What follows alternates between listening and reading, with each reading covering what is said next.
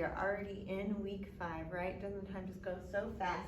All right, so this is in week 5, and here we are talking about regular AR verbs, and we're also talking about definite and indefinite articles. So we're gonna pop that on right at the end. So this week, what we were meant to talk about is regular AR verbs. Now you remember last week, right? I said the endings were very important, even though sometimes maybe they don't feel so important because we don't have that system in English, right? Now you'll notice up here that I have placed 3 types of verbs, right? We're gonna look at this another week, but we have 3 potential ways that an infinitive can be indicated in Spanish. It can either be indicated at the end of a word by an AR, by the end of a word as an ER, or the end of a word as an IR, right? Those are the 3 ways we can do it. We're gonna learn ER and IR verbs in weeks to come, but for right now, we're just gonna focus on AR verbs, okay? So here we have verbs that are in the infinitive. How do we know they are in the infinitive? We know they're in the infinitive because they have the AR on there. They end in an AR. So all verbs that end in an AR are in an AR infinitive.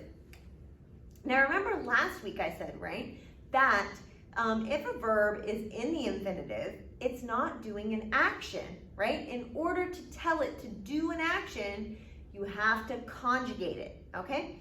You remember that? So here, right, whenever I have my verb, if I want it to do an action, then I need to know how to put it together, right? How do I make it so that it moves away from being an infinitive into an action, right? How do I conjugate it? Well, the first step is to know that verbs have 2 parts, right? They have what we call a raíz. In English, we call this the root. And it has an ending. In Spanish, we call this the terminación, or the termination, right? The ending of the verb. Now, we always know the termination, right? Or the ending, because what's it gonna be, right? The ending is always gonna be this infinitive, right? It's always gonna be this. So we know, right, where the ending is. We don't ever have to wonder. Everything else that comes before it is just the root, right? So the root always is going to stay the same in regular verbs. I can copy it out exactly as I see it. The only thing that is going to change whenever I want to conjugate a verb is I'm going to want to take off this AR, and then I want to add on an ending. Okay, here's where things start to get a little tricky, right? Because we don't have this in English. In English, if I want to say, if I want to use the verb to speak, for example, I don't have to take off anything on speak, and I don't have to move anything around, right? I can just say, I speak, you speak, we speak, he speaks, they speak. But you notice in that conjugation in English, how many times did I use the word speak? How many times did I repeat it? I speak, you speak, we speak, they speak, y'all speak. 5 times I said the same word, speak. And it didn't matter who was doing the action. I can be doing the action, we can be doing the action, you can be doing the action, they can be doing the action, but they're still all going to use the same verb. That is the exact opposite of the way that we do it in Spanish. I is only ever going to have one possible ending, and that ending cannot be interchanged with any other form, right? It only can be used once. So what that means is whenever I want to conjugate a verb, I know I need to take off the AR, but then I need to consult my handy little table here that tells me what ending I'm going to put on based on the subject. You remember last video I said, right, that the ending is going to tell us 2 things. It's going to tell us where we are in time. In this case, these are all present tense endings, so they indicate that we are in the present. And it's also going to tell us who is the subject doing the action. So if the ending tells us who is the subject doing the action.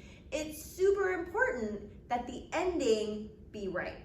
Let's look at how we would actually put it together, right? Okay, so here I have some little charts, right? I like to put these little charts because they make sense to me, but you know. And it groups all the singular ones together, all the plural ones together, all the first person, second person, and third persons together. And so that kind of makes more sense to me for some reason, and so I like that. So that's why I put these little boxes like this. I'm a neat person. I like having little groups of things together, but you can do it however you like. The book does not do this. Okay, so let's say I have the verb platicar, right? That means to talk or to discuss things, right? It's another word like hablar, right? Or conversar. So I know, okay, what is my first thing that I have to do whenever I want to put a verb together, right? Oh, right. I have to take off the AR. That is the most important first step. Okay, all right, I have to take off the AR. And then I know that if I want the verb to be conjugated, all I need to remember is to put the root and then the correct ending. Okay, well, I'm just gonna, for my own quick sake, I'm gonna copy this root in all my spaces, right? Because I know that the root is gonna always stay the same. So I can just copy that root right in, right? I know it's always gonna stay the same.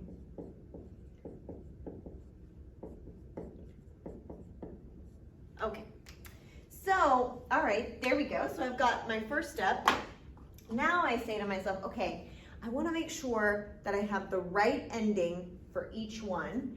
And here, right, so if I'm in a singular first person, I have to stay in a singular first person. So that means I'm going to start here, right? You see, that's kind of why I like to do the boxes, because they correspond with each other, kind of.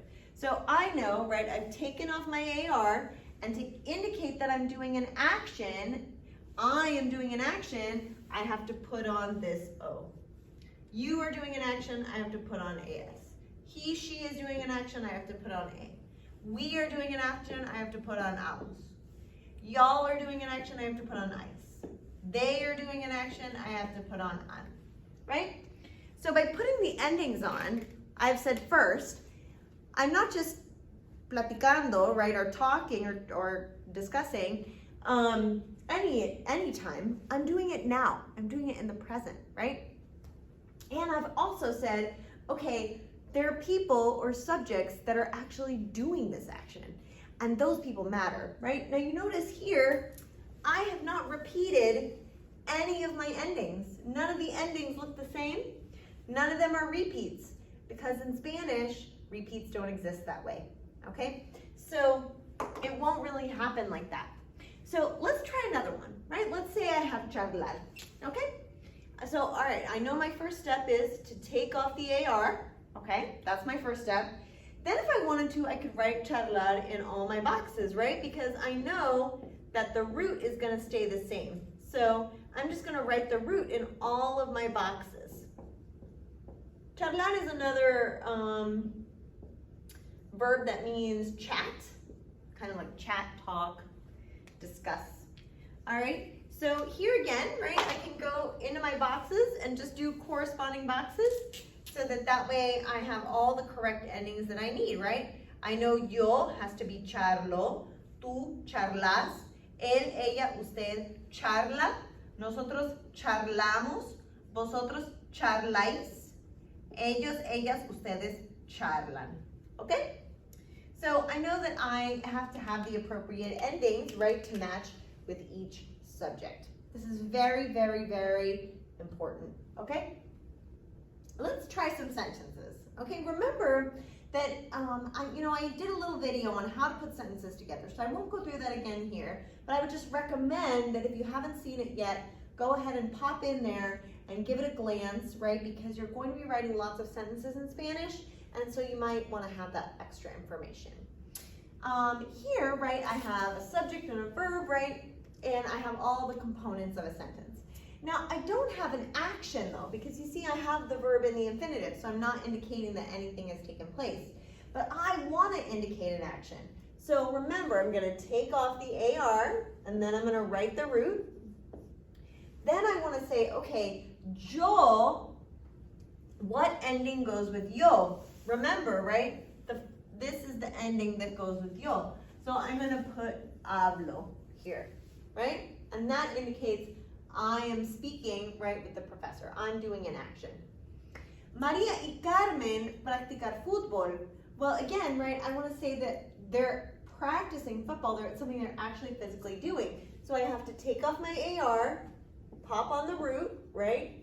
Practic is going to be the root there. Maria and Carmen are two people, and they're a proper name.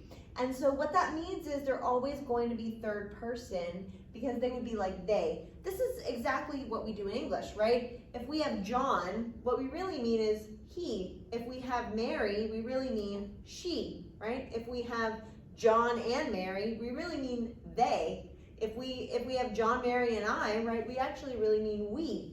So that is actually exactly the same as in English. So we really mean they here, right? Maria y Carmen would be they. And so we would have the ending for they, which is an. Okay? Ricardo y yo, Ricardo and I, right? Again, in English, right, if we said Richard and I, we would mean we. So that's the same here. Ricardo y yo would be nosotros. So we're going to take off our AR and write the root. Okay? And then we're going to pop on the ending that is for nosotros. And we know that that is amos. Juan Carlos is common in Spanish for people to have two names and also for them to have more than one last name. So I'm just, putting that here. Juan Carlos salsa estupendo, no? So here we're going to take off our AR again, right? We want to indicate that Carlos is dancing now. So we're going to write the root, B-A-I-L, and then we're going to tack on the ending for Juan Carlos, which is he, right? So that's going to be okay? And tú, right? Grabar la lección. Again, right, we're going to take off our AR, write the root, okay? And then we're going to put on the ending for tú, which is us. Okay? I'm going to write here, just so that y'all can have some context, right? But you do have videos on it otherwise. The appropriate subjects for each of these endings. That way you have that little more piece of information.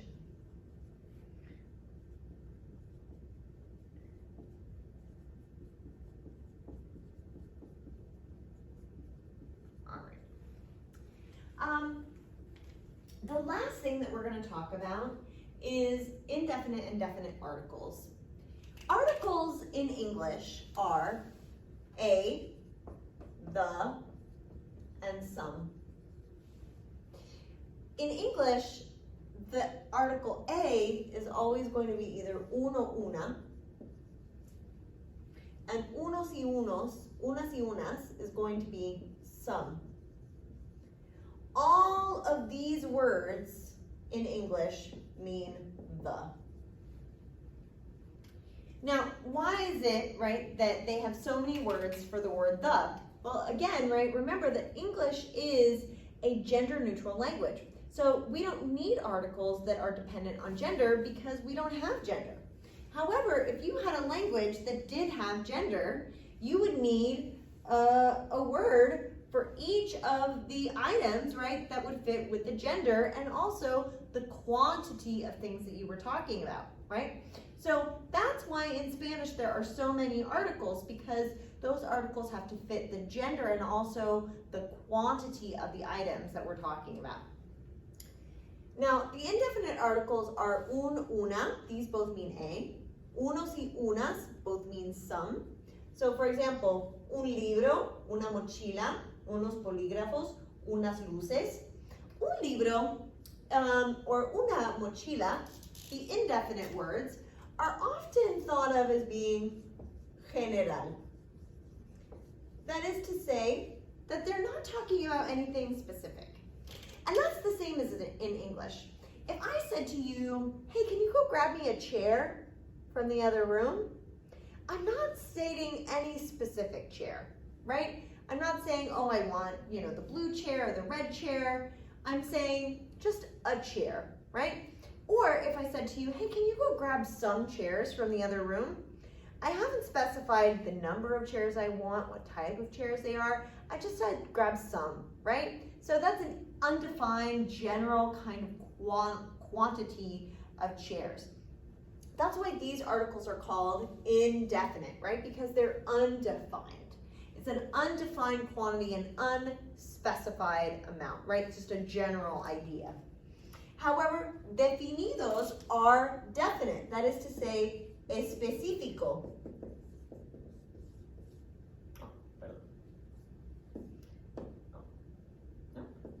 Específico, no? They are specific. If I said, hey, can you go in the other room and grab me the chair? How many chairs are in the other room? There's probably only one, right? If I said, hey, can you go in the other room and grab me the chairs? Well, how many chairs do I mean? I mean all the chairs from the other room. And I know that because I've used a definite article defining the quantity of the things that I want. So here I have el and la, right? Masculine and feminine to indicate singular items. And I have los and las, masculine and feminine, plural articles to indicate plural items. For example, you'll notice that with my examples I've been more specific. El libro de texto, not just any book, but the textbook. La clase de biología, not just any class, but the biology class. Los estudiantes de mi clase, not just any students, but the students that are physically in my class, a specified quantity of students. Las pizarras en aula dos, not just any chalkboards, but the chalkboards that are specifically in classroom 2. Now, one of the things that sometimes people can find confusing is how do we know what is masculine and feminine? Now, the book gives actually a pretty good explanation of this, so if you haven't gone to look, I highly recommend that you check out the page in the textbook that is about definite and indefinite articles. The only thing that I would say is generally if it ends in an O, right, 98% of the time it's going to be masculine. If it ends in an A, 98% of the time it's going to be feminine. If it ends in an ION, right, or in an AD, right, it's all probably generally going to be feminine. If it ends in an R or an L, it's probably going to be masculine. Those are kind of general rules, right? But there are definitely more, and there are always exceptions, right? So, like for example, we say anything that ends in an O is going to be masculine, but we have here la mano, no? I don't know why, but mano, even though it ends in an O, is feminine. La radio ends in an O, but it's feminine. O el problema, no? It ends in an A, but it's actually feminine. Anything that comes from Greek like this in Spanish retained a masculine gender, so that's why this word, which comes originally from Greek, is masculine. El mapa, no? It ends in an A, but it's feminine, or it's masculine, right? You know, el aula, right? El aula, it ends in an A, but, you know, it's masculine. So, the thing that I would recommend the best, although, you know, you can do however you feel, is if you're memorizing any nouns, make sure to memorize the nouns with their article. That's always the surefire way of knowing what gender they are. This will come into play, right, whenever you need to change adjectives to fit the noun, right? So that's just something to think about. Okay, that's all for today, and I will see you in week 6. Hasta semana 6.